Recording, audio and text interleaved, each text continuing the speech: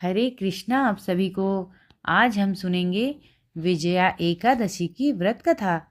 धर्मराज युधिष्ठिर जी बोले, हे जनार्दन, फाल्गुन मास के कृष्ण पक्ष की एकादशी का क्या नाम है तथा उसकी विधि क्या है? कृपा करके आप मुझे बताइए। श्री भगवान बोले, हे राजन, फाल्गुन मास के कृष्ण पक्ष की एकादशी का नाम विजया एकादशी है। इसके व्रत के प्रभाव से मनुष्य को विजय प्राप्त होती है। यह सब व्रतों से उत्तम व्रत है।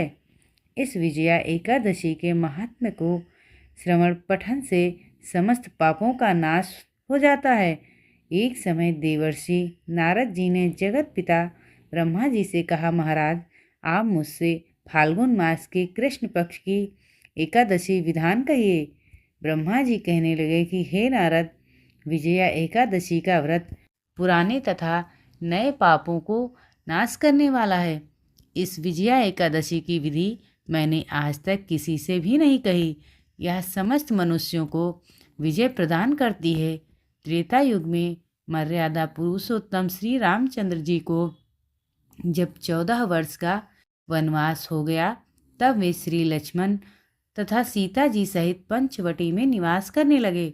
वहाँ पर दुष्ट रावण ने जब सीता जी का हरण किया, तब इस समाचार से श्री रामचंद्र जी तथा लक्ष्मण अत्यंत व्याकुल हुए और सीता जी की खोज में चल दिए। घूमते घूमते जब वे मरणासन्न जटायु के पास पहुँचे, तो जटायु उन्हें सीता जी का वृतांत सुनाकर स्वर्गलोक चला गया। कुछ आगे जाकर उनकी सुग्रीव से मित्रता हुई और बाली का वध किया। हनुमान जी ने लंका में जाकर सीता जी का पता लगाया और उनसे श्री रामचंद्र जी और सुग्रीव की मित्रता का वर्णन किया।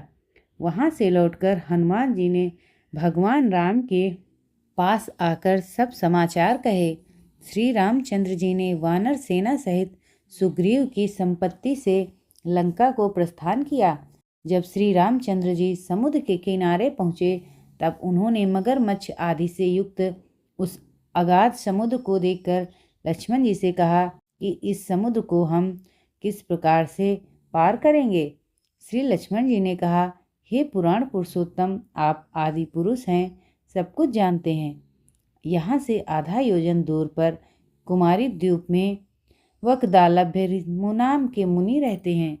उन्होंने अनेक ब्रह्मा देखे हैं। आप उनके पास जाकर इसका उपाय पूछिए।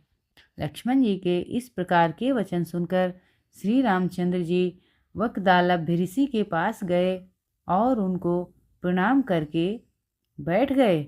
मुनि ने भी उनको मनुष्य रूप धारण किए हुए पुराण पुरुषोत्तम समझकर उनसे पूछा कि हे राम, आपका आना कैसे हुआ? रामचंद्र जी कहने लगे कि हे ऋषि, मैं अपनी सेना सहित यहाँ आया हूँ और राक्षसों को जीतने के लिए लंका जा रहा हूँ। आप कृपा करके समुद्र पार करने का कोई उपाय बतलाइए। मैं इसी कारण आपके पास आया हूँ। वकदालभ्य ऋषि बोले कि हे राम, फाल्गुन मास के कृष्ण पक्ष की एकादशी का उत्तम व्रत करने से निश्चय ही आपकी विजय होगी। साथ ही आप समुद्र भी अवश्य पार कर लेंगे। इस व्रत की विधि यह है कि दशमी के दिन स्वर्ण, चांदी, तांबा या मिट्टी का एक घड़ा बनाएं। उस घड़े को जल से भरकर तथा 5 पल्लव रख वेदिका पर स्थापित करें। उस घड़े के नीचे सतनजा और ऊपर जौ रखें। उस पर श्री नारायण भगवान की स्वर्ण की मूर्ति स्थापित करें। एकादशी के दिन स्नान आदि से निवृत्त होकर धूप दीप नैवेद्य नारियल आदि से भगवान की पूजा करें। तत्पश्चात घड़े के सामने बैठकर दिन व्यतीत करें और रात्रि को भी उसी प्रकार बैठे रहकर जागरण करें। द्वादशी के दिन नित्य नियम से निवृत्त होकर उस घड़े को ब्राह्मण को दे दें। हे राम, यदि तुम भी इस व्रत को सेनापतियों सहित करोगे तो तुम्हारी विजय अवश्य होगी। श्री रामचंद्र जी ने ऋषि के कथनानुसार इस व्रत को किया और इसके प्रभाव से दैत्यों पर विजय पाई। अतः हे राजन, जो कोई मनुष्य विधि पूर्वक इस व्रत को करेगा, दोनों लोकों में उसकी विजय अवश्य होगी। श्री ब्रह्मा जी ने नारद जी से कहा था कि हे पुत्र, जो कोई इस व्रत के महात्म्य को पढ़ता या सुनता है, उसको वाजपेयी यज्ञ का फल प्राप्त होता है। इस कारण से इस एकादशी को विजया एकादशी के नाम से जाना जाता है। तो बोलिए भगवान विष्णु की जय, माता लक्ष्मी की जय, एकादशी माता की जय। धन्यवाद।